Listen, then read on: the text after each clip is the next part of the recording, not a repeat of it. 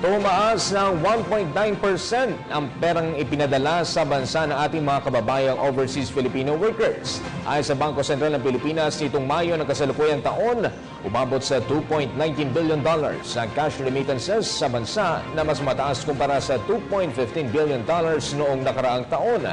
Dahil dito, naniniwala ang BSP na kaya pang umabot ng hanggang $26 billion ang remittances ng bansa sa buong taong ito. Matatandaang noong 2015, naabot sa $28.5 billion ang naipadalang pera sa Pilipinas ng OFWs. Batay sa pinakahuling tala ng Philippine Overseas Employment Administration o POEA, papalo sa mahigit 211,000 ang bilang ng mga Pinoy na nagtatrabaho sa labas ng bansa.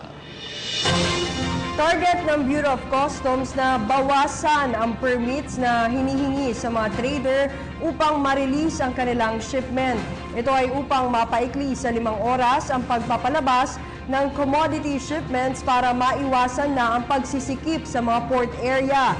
Ayon kay BOC Commissioner Nicanor Faeldon, isa sa mga dahilan kung bakit natatagalan ang pagpapalabas ng shipments ay dahil sa maraming requirements na hindi naman talaga kinakailangan.